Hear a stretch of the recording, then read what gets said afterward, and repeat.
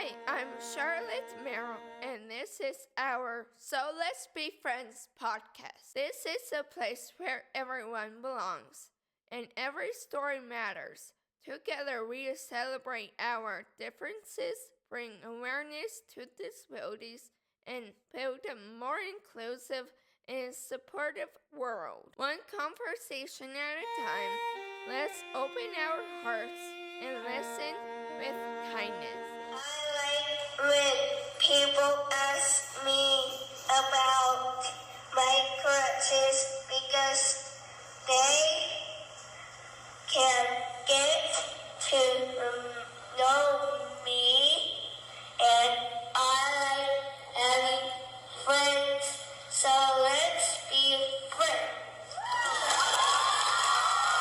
This life is beautiful, and you are wonderful. Hi, friends, and welcome to So Let's Be Friends, the podcast where we believe that every person belongs and every story matters. Today's episode is really special. I get to talk with two amazing people who helped others every day. My speech therapist and her friend, a physical therapist. They both work with individuals with disabilities, and they believe deeply in inclusion, independence, and hope. Whether you are a parent, teacher, or friend just starting out in the world of Advocacy or disability support, this episode is for you. You hear stories, advice, and encouragement from two professionals who have helped so many people find their voice, their strength, and their place in the world. So let's be friends and get started. Can you introduce yourself and tell us a little bit about what you do and how long you've been working with individuals with special needs? I'm Miss Mensch, Miss Joanne Mensch. I'm a speech language pathologist, and I work with all kinds of individuals with disabilities. I work on communication skills, I work on language skills, I work on pragmatic social skills. I help individuals to speak more fluently, to speak more intelligibly so that we can understand each other. And I have been working with special needs and individuals with disabilities for 32 years. Wow. And some of that, majority of that was in the schools. And I worked about 30 years in the public school system. And I also had private therapy that I would work with individuals. And now I've retired from the school district and I work just in private therapy with individuals through Division of Developmental Disabilities. And I love my job. I still love my job, and I love helping others and families and to work on integrating into the community and being independent as you possibly can. Thank you. Yeah. She's doing amazing with our children. Thank you. And I'm Anna. I'm her mom. I love her. Oh, We do love her. Thank I you. love you guys too. It's very special I could be here. Thank you. And I'm Sherry Craver, and I'm a physical therapist. And I actually started working with special needs when I was in high school. I was a lifeguard swim instructor. I did adaptive aquatics, and then I also did Special Olympics. And so I always knew that I wanted to work with people and that. And so in high school, I ended up volunteering at the hospital in respiratory therapy, physical therapy, to figure out what I wanted to do. I knew I probably wanted to go into the medical field, and I picked physical therapy. And so then I graduated in 85. I'm a little old. And and then I worked in the hospitals for 5.5 years. Wow. And I worked mainly with adults, occasionally with kids, and we'd cover on weekends. I worked outpatient, back program, oncology, and then did my last 3 years in rehab. And one of my favorite things when I was doing rehab, which then kind of takes me into some of what I did with the schools, is I did community reentry.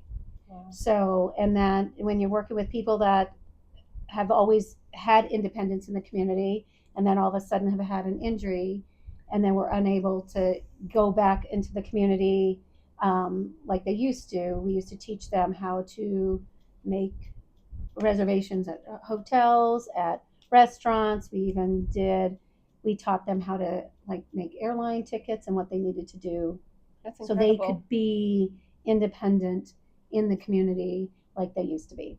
And then I moved to the schools, and I still work in the Washington Elementary School District, and I love it. I've done that for 34 years in the district. Wow. And yeah, so I started then, and I continue to work with them, and I love it. And I'm very blessed that Joanne invited me up here to meet you guys.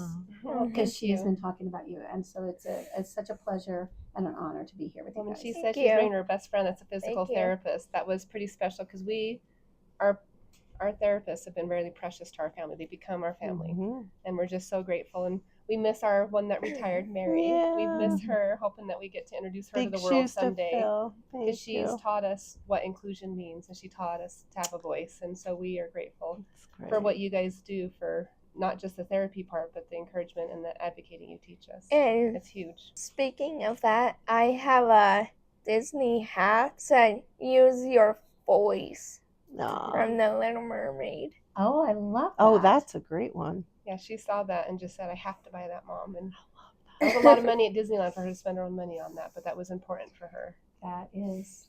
It's And it been is important to through have a your voice. lot since then. That has been through a lot. It's even been ran over, and we keep repairing and fixing it because that's an important I hat. might have to look for one for myself. Yeah, it's a neat hat, and it's That's been cool. one of her favorite things. So That is. I'm I glad you left shared that. it across the world at my cousin's It's house. traveled across the world, had to get mailed back. It's been on its own adventure. It has its own voice, and it's taught her.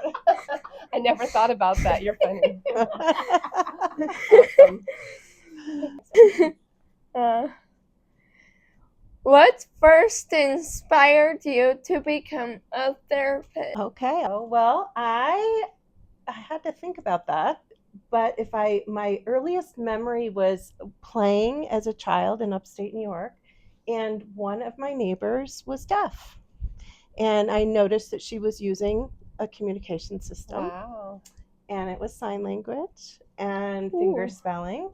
And I think that was my earliest memory of someone that was different in a different abled communication. And then I would often spend, as I got older, I would spend the night at friends' houses when I was a teenager. And I would often go to church with them on Sunday. And so I went to a church, and one of their friends and a gal that was part of the congregation was signing, and she was talking and communicating with family members. And the family I was with knew her because they attended that church, and we started learning finger spelling as a teenager. And so my girlfriend and I would sit in the back of the car when we would drive places with them, and we would have our own way of communicating with each other and finger spelling. Interesting. So I'm pretty good at finger spelling and continue to be. And then we would communicate with each other finger spelling. And then I traveled for the first time on an airplane. I was 16, and I ended up going to Europe. And I thought at that point, when I graduated, I wanted to do international business. I had the thought of just going through business school and doing international business. And I, through college, realized I didn't want to be a business major. So my RA, the gal that was in my dorm, residence assistant, she was going through the speech program at school at Plattsburgh State. And she said, I think you'd like this. And she gave me books, and then I signed up for a sign language class, and then it started from there. So you know how interested she is in sign language, right? I can hear her gears going in her head right now. I didn't know She actually has that. one sign language certificate. It's been hard. Yeah, we can work on that. She wants to learn sign language so badly. I'll have to send you some of her videos where she signed and re-recorded them for songs. Good job, Charlotte. Thank you. So my first job, so then, I went through my undergrad, came to Arizona. I'll do a real condensed version. I didn't know that I could work without my master's. They were just starting to require a master's. And so I had my undergrad at 22, and I found a job in the paper. Back then it was in the paper, and I didn't know, I was living in Tempe, didn't know where Phoenix was, and it was at the Washington School District. Oh my this, gracious, that's where you met her. my buddy. Wow. And they hired me and said, don't talk to anyone else. And they hired me, and I learned so much, but I started at 22 in special needs preschool. And that was always dear to my heart, doing the little ones. Yes. And then it went for years. Being in that school district, I worked with many, many different grade levels and different contained classes, but also some side-by-sides that were inclusion, as much of inclusion as we were doing. They were side-by-side, self-contained, and regular ed working classes. towards the model of inclusion. Yes, That's neat. and I did a lot of that at Sweetwater and some of Excellent. the schools there. Excellent. So yeah, I think that's how I got started in it. How about you? So, as I go back, I mean, I have always loved working with kids, and I did that with swimming and adaptive aquatics, and also with other, all kids, adults, and actually babies. So I've always had sprinklers going on. a desire to work with people, and I love people, and I counseled most of my friends through a lot of stuff, even at a young age. And then I also watched my mom. She was a nurse. So the health profession was very much a part of our life. And she did a lot of volunteers for Easter Seals, setting up orthopedic clinics in Kingman. Excellent. Because there was no orthopedic doctors there for pediatrics. So she would set up clinics a couple times a year for like 200 plus kids. Wow. To have these doctors come in. So I was introduced to pediatrics through my mom, and then with the aquatics, and then Special Olympics. And I just always knew I wanted to work with people. I always dreamed of like working with kids and making up like a playground with all the fun equipment. Well, I never did that, but that was always starting to do that now. Yes, and so I always dreamed about parks, that. yeah. But so that's really how I got started and had the interest. I left Good Sam after 5.5 years and started looking around. And when I got the offer from the Washington district, it took me to my pediatrics, which I knew at some point in time I was going to do. That's wonderful. Wow. So, yeah. Thank you. What do you love most about your work? Really, it's working with people. It's working with people and making a difference in this world. I believe that we're not here on earth to be just to take care of ourselves. We are really on this earth to take care of people. And I feel through my job and through kind of my personality that I can give back. And I think that's what we all should be doing in life in general. And working in my field, I feel like I haven't just given to people I work with, but I have got so much more back than I've ever given. So that's really what I love most about my job is, we all make a difference and we all touch each other in our lives together. Beautiful. Well, I can't top that. I would say connection. And I think for those of us that do the work, it's connecting with and I don't like the word clients, with my students, with my clients, with my family. And it's not just working with the client, it's really what the family's wishes are as well, working closely with mom and dad and caregivers and family members, and then trying to transition them to the community, and continuing to work on, just what your focus is, which is inclusion and acceptance, you know. So I think, yeah. I appreciate it. It's such a simple thing, and you probably hear it already with me, but one of the things the speech therapist, like you said, with family, it made me think of the speech therapist, Mary, who helped me to slow down when I spoke. Because I already speak fast, and I try to slow down all the time, but especially when you're trying to help your children speak when they have speech impediments and problems. And so she would actually work with me and give me goals to slow down when I spoke. That is true, yeah. And so it didn't just help me with my own kids, but it helped me in community and my confidence. And that's so wonderful. So when you say families, that kind of rings Family to me. is really important, and you're their first teacher. So my biggest thing is that, you know, you have to be involved. You're the first teacher. We're just there to guide and support that, but we don't do all the work. You guys do a lot of work. So it's what you've done, what you do all the time daily, right? You just told me your mom is good at everything. Oh. I think that's what you said. She's pretty good. So yeah, I think it's connection for me, and I get back, just like you were saying. I will second that. I get back as much as I'm able to give. The sprinklers are going off behind us. Sorry. Yes. Hopefully we don't get wet at all. Or we could get wet. A different kind of podcast. Yes. What does inclusion mean to you and in your therapy practice? I think that inclusion is really about looking at the strengths that everyone has and bringing those strengths together and making sure that everyone feels like they're a part of whatever the community is, be it your home life, your school life, or actually in the community. And and for inclusion, like, how do I put that into practice is if I have kids that are going to be in a classroom, I want to make sure that their environment is such that they can easily maneuver around the classroom, so that they can easily be a part of the classroom and not segregated off to the side in this table that is not close to the rest of the kids. I need to teach. That happens a lot, actually. Yes, it does, and to teach the teachers, because so many of the teachers haven't had kids that have some special needs in their classroom or don't know how to adapt, and they think they're doing the best thing by giving them that space. But how do we bring them together? How do we make them a part of that group? How do we pull those one-on-one aids away from the kids?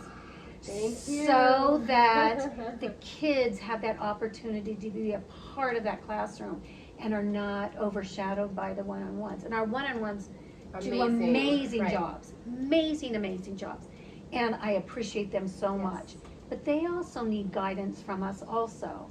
And so my job is to guide. I love that. And and I really want, and some people might not agree with me, but that one-on-one might be assigned to a certain student. But I try to teach that one-on-one is that your student only needs you for this and this. And then move around. And right? then move around. Yay. And become a part of the classroom. Yes. And that actually helps with that inclusion. Yes. So now the kids don't look at, oh, that person is the only person that can help that child out.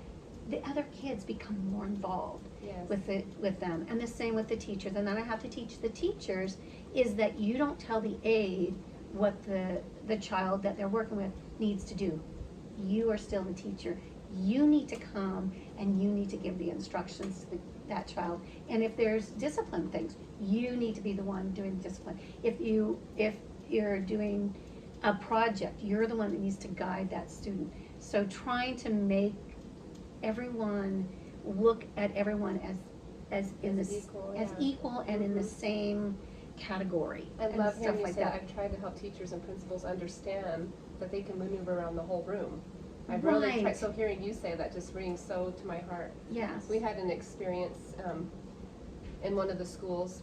Harrison was actually put aside in a desk, probably a good 10 to 15, 20 feet away from the other kids. It was off back behind the teacher's desk at his own desk. And that was because I was pushing for inclusion so much, and I didn't want him in self-contained, but he kind of got self-contained in the class in front of everyone. That can Yes. happen. And he was such a good, quiet kid who loved to listen and learn, but he became a discipline problem. And it was interesting to watch what happened, because at home I was working on 25-piece puzzles with him, and I would tell them, but they didn't understand that. You know, he was more advanced than they were thinking he could be, and they would give him 8-piece insert puzzles. Oh boy. And that's what he sat in the corner and just did over and over and over for hours. Whenever they didn't know what to do, they would give him that same puzzle.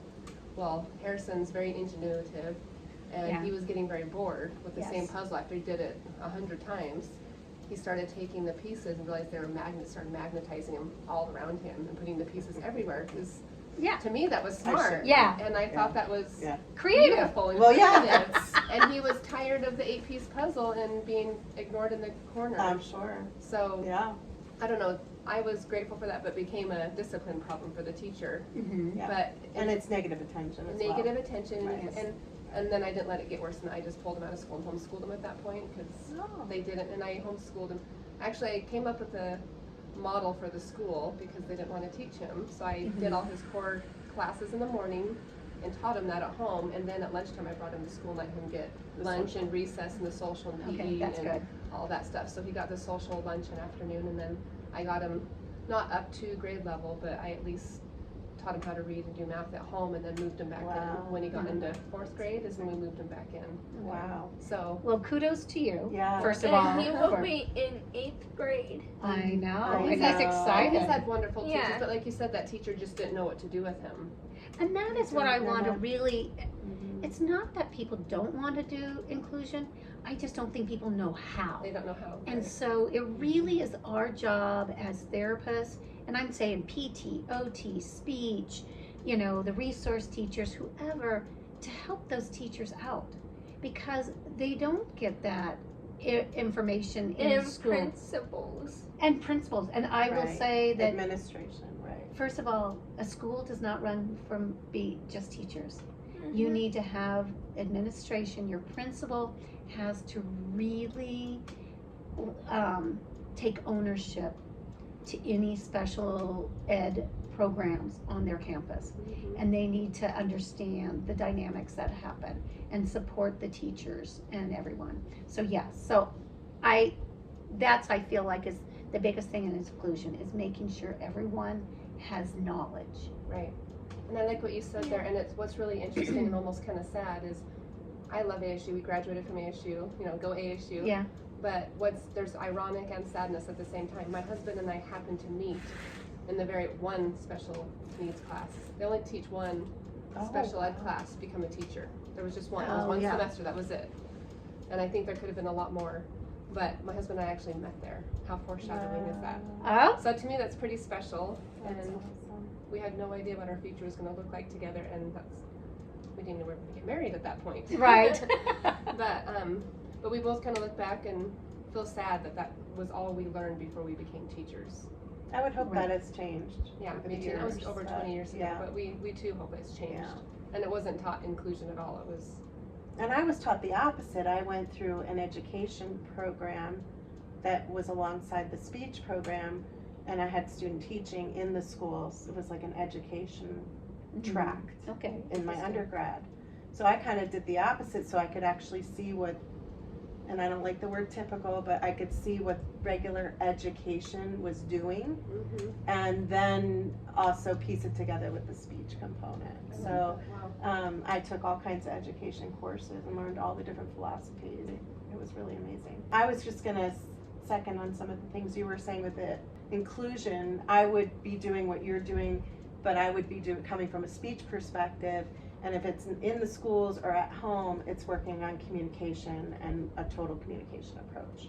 So it's working on, if it's a device, if it's low-tech pictures, it's providing a communication system that's going to work across all contexts and all places, including the community. So that would be finding your voice, right? Yes, very much finding your voice. However it's going to look. And then I also would did a lot with lunch. I'm still finding my voice. Of course you are.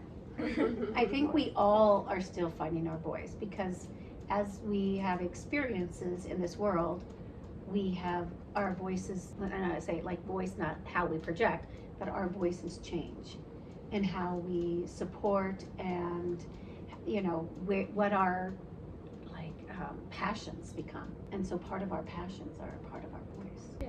It is. Our different experiences in life Yes, change. Yes, definitely. Yeah.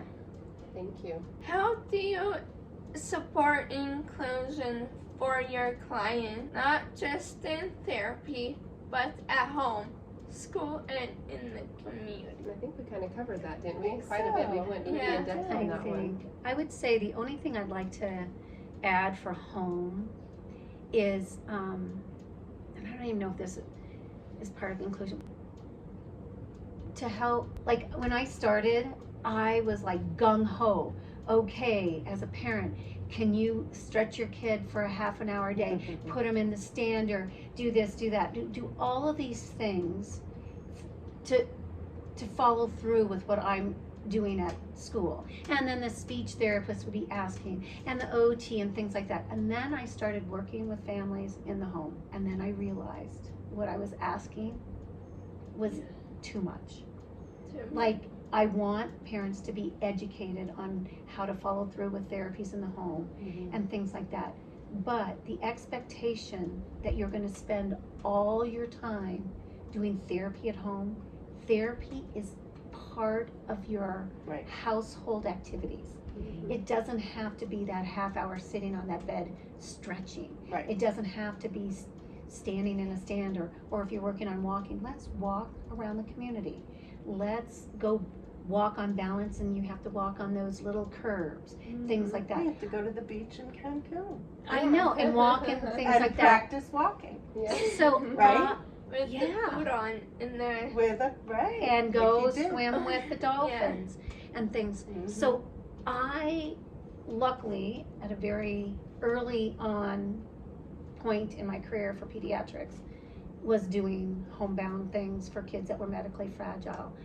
And I really finally realized what I was asking was too much, and that I really needed to just support what was going on at home. Not that I didn't have expectations for some follow through, but not to the extent that I was making people, or hearing then people judge parents for not following through enough. And I'm like, and then I had to become a voice for parents and say, they still have to cook dinner. Right. They still have to help some of these kids with their ADLs. They still have to have their other kids. They have other kids in the house that need help too. They have obligations of being a wife or a husband and things like that. So I had to become actually a voice, and I think that's part of inclusion, is you have to become a voice also when you find out things, to help other people become knowledgeable. And to have them become better advocates. Right, and because I think we families. all have to become advocates. And my last thing is, if you're working in a home with kids, like I think back, I had this little girl and she was very involved. And we were on the floor all the time. And then the second baby came. And originally just a baby, but then became a little tot and then started crawling and things like that. And so the mom was like, oh, do I need to keep her away? And like, no, I need to make her a part of this therapy. We're making her a part of that therapy. And then the second kid came along and the same, and we were like on the floor, and we just made them a part of the therapy, which then made them a part of their sibling's life. And their sibling wasn't someone that, okay, they're medically fragile, we can't touch, we can't. I mean, they were crawling over her, I was having to lift them up, and things like that. But other therapists that were coming into the home at that time were asking mom to keep those kids away. Separated, yeah, you don't want to separate. And so it was interesting, over time, I was the only one that they kept. Because I became part of the family, part of that, and I wanted everyone to be included. So inclusion isn't just what happens outside the household. It happens also what happens It's getting inside. creative of what your daily routines are. I think Can I we've share all as a got mother that. some of the things? Sorry, it's making me emotional. Oh, no. Because I was in that spot where I was a mom with, I had 3 kids with a disability, so I was having to do all the assignments with 3 kids, and on top of that, 9 to 16 hours a week of therapy with PT, OT, speech, aquatic, hippotherapy, all the, and then they were all giving me assignments. And especially when you get stuck in bed when you're pregnant and you're trying to make sure they're all mobile and being okay. So a few of the things that I did in my home, there's 3 things that I did when I knew I wasn't going to be able to be one-on-one with all 3 of them all the time, and they needed to get upright as often as possible. One thing I did is I put a large chalkboard on the wall, and I put it way down low, so it wasn't at a typical height of a chalkboard, but it was down low where I could go stand all my children at the chalkboard at the same time, and they had to bend over to pick up the chalk out of the basket. That's awesome. But they would spend a long time doing that while I could make dinner, and I had it close by where I could see it. So that was therapy happening without me. I had to get creative, like you said. When you said creative, that made me think of that. I know. So the chalkboard was one, and it's still up there. I moved it to the loft now, because then they had to go up the stairs to get to it, which was a therapy. Right. It's therapy. And then another one was just having mirrors. At first my mirrors were way down low because they were on their bellies, and they would love to look in the mirror, and then I moved it up a little bit higher as they were able to stand up and get up to the mirror. So having mirrors down low and chalkboards. Do you remember this? You might have been little. You were little. You know what a chalkboard is because you use it almost every day still, but Yeah, I do. Yeah. she still likes to stand at the chalkboard and write on it. That's awesome. That's great. And actually, listening to my OTs, writing on chalkboards is where you should, like, writing in that On an angle. position is where you should start anyway. So, Oh, really? yeah. Yeah, when she first wrote on the wall, she was laying on her back. She was of age to write on the wall, but she couldn't stand up at that age. It was around 3 or 4 years old. She was laying on her back, drawing on the wall, and I was cheering because That's awesome. my daughter was doing something that other kids were doing, getting in trouble. And I just remember being so excited Good about job. Here's a crayon. that. But that's one of the things that gave me the idea to put a chalkboard at On that the level. wall. And then she stood up to it. So. Yeah. Yeah, that's why I think you have to be creative. And I think parents need to give themselves grace. Yeah. Because there is a lot that comes with this. And I think you have to give yourself kudos. You do as much as you do.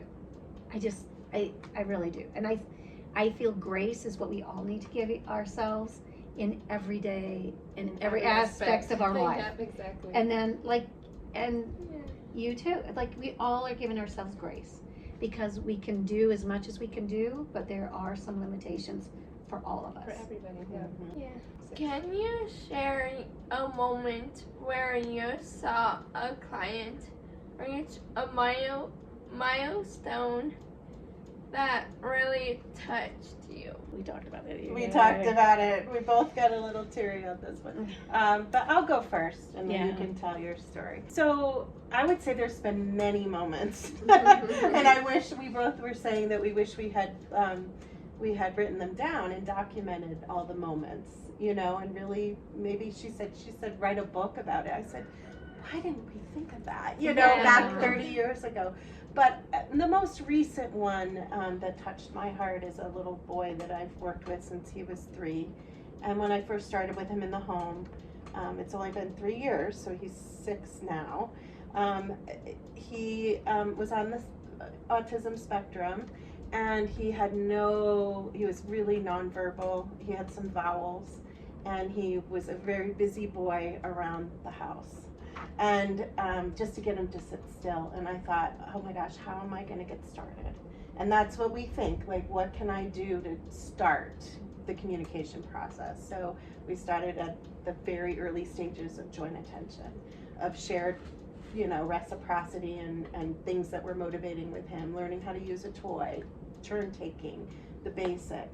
And I can honestly say I just saw him, I still continue to see him, and he has transitioned to a school from an ABA center, and he is, talking in sentences and having conversations, and has become so spontaneous over these 3 years. But to see him now transitioning to a school, still with some supports, but with fully included, and I'm thrilled to get the updates from the supports that he gets there, how well he's doing, and he's learning, and he's reading, and so those are the moments, and I've had many, but those are the moments that are special. I can think of one more. I have a client who was 25.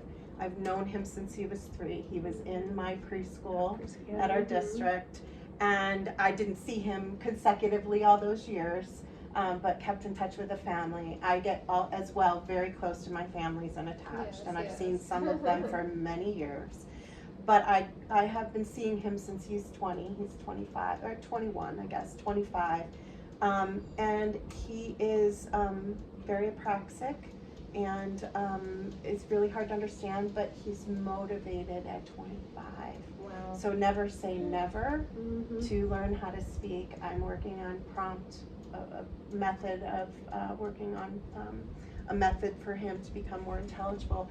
And he's motivated and grateful at 25 and social and a blessing. So every week I get to see him as just, oh, and I have visions and memories of him just standing at the water table, and we would always we would just be like, so I don't know if you were our PT, but we were excited. So those are the moments, but it's even like later on in life, and they're kind of circled back into my world, and I feel so honored, and I'm very close with the family, which is, just beautiful too. Wow, I love that you said he's motivated at 25, because so much. Sometimes You think that they're like done and that they've plateaued. That's the word. That's what I say. I say, please just keep teaching my kids. Are plateauing right now, but then they take off, and then they plateau, and then they take off. And if people can understand that, it's just incredible. And the things we're working on are things we're going to work on as they get older. Are navigating the world and life skills and social situations. She's understanding math for the very first time in her life. She's taken 5 math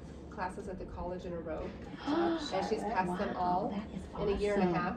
Wow, and she's just decided she gets it and loves it. She's doing division and multiplication and fractions and all the stuff and she could not even she couldn't master it all in elementary school. She couldn't even get the part of the line, the X, and now she's mastering all of it and knows it better than I do. And so we can't have when any you say limits. motivated, we can't have any limits she just all of a sudden them. got it. And one day she just came home from college and goes, Mom, I'm understanding. That's so awesome. And so she's in that mode right now of just being motivated and learning and all that stuff that she plateaued at for so long. Isn't that amazing? So when you said that, I just felt that mama's heart that he's at 25 just they're starting so to thrilled. move forward. Yeah, they're so, and he technically could have a device, but he really doesn't want to use it. He's never he wanted to doesn't. use He it. never wanted to use it. I guess. Want to use it. We both have seen him for. Yes. I don't see him anymore. But she knows the family. Yeah, She I knows the started in family. preschool and worked with him also. It was like, Class number 7. And then, I just wanted to say my moment. Oh yeah. Because I might cry. I'm sorry. So I started in the district, and this was probably second year maybe in the district. And as I had mentioned before, I did a lot of community reentry with my adults, and I thought that was so important, and I felt like inclusion was so important. And so I had a little girl. She was in regular ed. She had cerebral palsy, and we started walking with a walker, and me having to really hold on to her. And then we progressed, and in those days I had no therapy room, so I worked in the middle of the hallways, in any corner I could find. So everyone watched her when she did therapy, but everyone was like, yay, look at you. Yes. Like everything she did, and it was like so wonderful, from the custodians to the principals to the teachers to the cafeteria people, everyone. And so then we progressed to walking with crutches. And so I walk her into her room, and her classmates had never seen her use crutches. We walked her into the classroom with the crutches. Wow. Everyone stopped. All the kids turned around, like jaws just dropping. And teachers stopped teaching, and everyone started clapping and cheering. Now, I would get clapping and cheering, and I'm like, oh my gosh, this is what life is really about. This is what it's all about. And I sat there and I was like, they weren't prompted. This was not. And yeah. Really, truly, that told me how included she really was in that school, in that classroom with those kids. And I'm thinking, gosh, like what I did with adults is just happening naturally in the schools with these kids, and having kids being included, and having kids understand that we all have we all have differences. And those differences, we need to be celebrated because they really make us who we are. But again, Okay. that one was, Oh my gosh. For sure. Oh, and so Charlotte That's great, can Charlotte. totally connect with that walking with crutches for the first time. Yes. Just thinking about it, I could tell when you were sharing that. Yeah. It's pretty special. it's exciting, isn't it? It's Yeah. like To be upright. you do that progression, and it's just like that next step of independence. But since then, she's also helped other people walk with crutches. Oh, that is awesome. So I taught my sister Caroline. It took me a while for her to help me with it. Well, I didn't ever walk with crutches, so I didn't know how to teach her to walk with Right, crutches. Yeah. And so, so Yeah. it took her longer because I was lacking knowledge and wisdom there. Mhm. But to watch Charlotte teach Caroline, Aw. that was incredible. That That was is a very awesome. sorrowful moment. I Yeah. remember when she got And to do then that. Harrison got to skip crutches. And I we're like how glad. she puts that. We're We're glad, 'cause glad. he's a little boy with sticks. That would have been dangerous. So. That's a Star Wars trooper. Yep, exactly. Oh, yeah. He Yeah. loves his Star Wars. What are some Practical? practical first steps families can take to help a child or adult with special needs grow independent? These are very thought-provoking. I was going to say trusting your instinct as parents. So that I learned as I became a parent. I understood what that meant. My son he had some challenges in the beginning of life. And had I not trusted my own instincts as a mom and my husband at the time, I don't know where he would have been. You know, he had chronic infections having to do with the throat and the ears, and he, early on just started with that. But had I not, and maybe because I knew the medical field a little bit, but I trusted myself as a mother and as a family to say, no, this needs to be looked at. Mm-hmm. And I know we're taught to really trust the experts, and sometimes they're doctors or developmental pediatricians or whatever. But I often think we really need to trust ourselves. Right. I mean, I've said that a number of times to my families that I've worked with. You're their first teacher. Your instincts and your intuition, and I guess that's the part that I realized really matters. That's real, yes. And I think you could probably relate to that because, you in the probably have first- had to do that. Well, in the first few years when she just laid on her back, not knowing she had arms and legs, the doctors just kept telling me she'd grow out of it. It was 3 to 4 years. And we lived up here in a small town. There was only a couple doctors at the time. Now we have Right. dozens, so we're blessed 20 years later. But back in the day, I was just told it was my first baby. I was just a Right. worried mother, that she'd grow out of it. But when she was over 3 years old and still not developing, and I didn't feel good about the day she was born. I remember her eyes were doing some wiggly thing that didn't look normal, and I said something then, and everybody just brushed me off.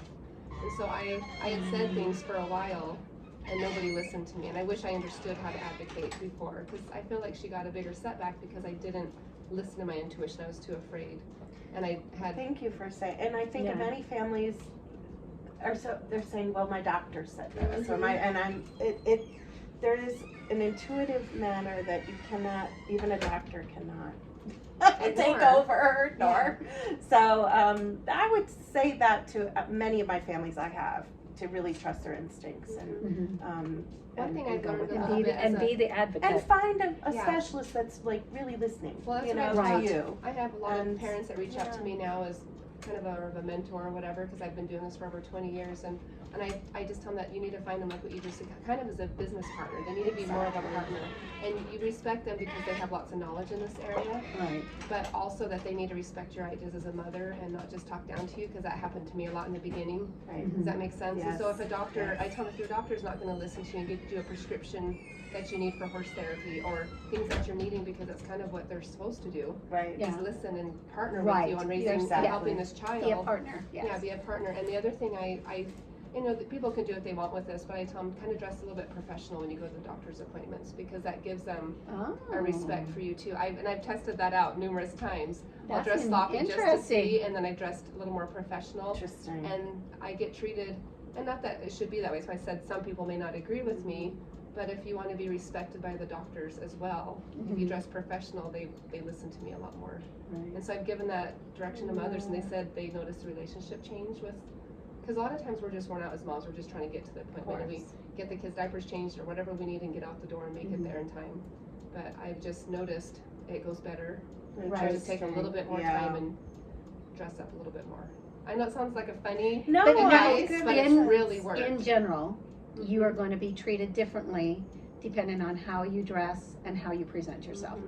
And it shouldn't be that way, but it is very much that way, and they talk about that in your professional life. Exactly. In so your if you're personal being a professional life. advocate for your children, Yes. and you want to be a partner with the doctor, then it's helpful if you do that. Yes. So, and I'm not saying I dress perfect every time. Like I said, I would show up just barely And I'm making sure it you on have days. a lot to tell folks about finding the right team. I guess that would be my other point, right? Just finding the right team. And that's what we kind of linger into that here. Yeah. And I think being an advocate, giving, for me, I want to tell parents, like even parents that wanted their kids as inclusion, and we really were recommending like a self-contained, because our district has the self-contained. But I can remember this one parent, it was hilarious. It was like, we'd come into the meeting and we like, okay, we have to kind of recommend what our district's kind of philosophy is. So we would recommend a self-contained program, and the parent would come in and say, well, I don't want a self-contained program, so I want inclusion. And it was wonderful at that time. The principal was fully willing to take on, they left their home school because that school was not going to Be inclusive. Be inclusive and wanted to fight it. And she went and talked to this other principal, and she's like, we'll just make it work, whatever it takes. Good. And we'd look at each other, and I'm like, she's like, well, we'd say, well, we kind of recommend this might be a good program for her. And they'd be like, that we don't. We're like, yeah, we know. So we just sat and was okay with that. So I think you also have to find people that are going to listen to you. They're still going to give you their professional recommendations, but it's okay to be able, as long as you have people that are respectful on what your desires. We've had to move from district to district too, from the different districts, to find a school that was going to support inclusion for us. Right. And then I've actually had callbacks from principal the next year saying, okay, we're willing to work with you on this, will you bring them back to the district? Well, I had to have 3 special needs, so whatever that brings to the district that they like to have there, but I've been asked to come back to the district willing to do inclusion. And so that's interesting. And too. times have changed. And times have changed, yes. Yes. Over 20 years, yes. Yes, and then I was gonna say the other thing about doctors, because I did a lot of special needs preschool evaluations. I've done that throughout my career at the district, and I do not know how many kids would come in not walking, or they're 3 and they're functioning at 1.5 years, and the parents have been told they'll grow out of this. And we as a team had to tell them they're not growing out of this. Right. They may progress, and they might get to the point that they are doing everything at their age level. But they're not just going to grow out. They need the help and they the need support. the help and the support. So I really recommend families really looking at seeing what your district has to offer if they're getting to that 2 years, 9 months is when districts districts are required to start doing evals at 2 years, 9 months. So if you have those questions and you're not getting the support you feel like you need to from the medical world, definitely reach out to your schools but push it, because every school district's a little bit different on what they're willing to offer. Right. So all I just say is parents, be the biggest advocate. And something that needs to be kind of understood too, even though the different districts and schools have different rules and different programs, there's still the laws of the state. There's the law. And so we have to make sure that. And for 0 to 3. Yeah. And a 0 for 3 Or too. ASIC. Yeah. So it's okay, because we've had to help some schools step up to the laws that they were not following. They were staying really backwards. So we've had to help them understand that laws have changed, and we need you to step up to change your rules to meet the laws, right? Yes. And Yes. so that's happened, but And you I can do it in a loving way. Things don't have to be. I always say to do it at a Christ-like advocating. That's what I try to try to teach, instead of going in angry and upset, to go in loving them and meeting them where they're at, and The whole world would do that. helping I them would to- be so but just I know. because they We only talk have so about much that. education. 'Cause I I had know. one person apologize to me that was a huge leader that I looked up to, and he just said, "I'm sorry, I just don't even have this in my family. I've never been around it, so this is new to me, and I'm just Right. trying to even avenue and understand it. So thank you for educating me." Wow. And so we can do that in a kind way, and not Yes, just that angry. yes, And it you needs- actually get farther that way. You So. do. You do. So thank you. If you're listening, thank you for being a part of this. We are excited to share more stories and more truths and more love in every episode. Until next time, love one another, and like I say, so let's be friends.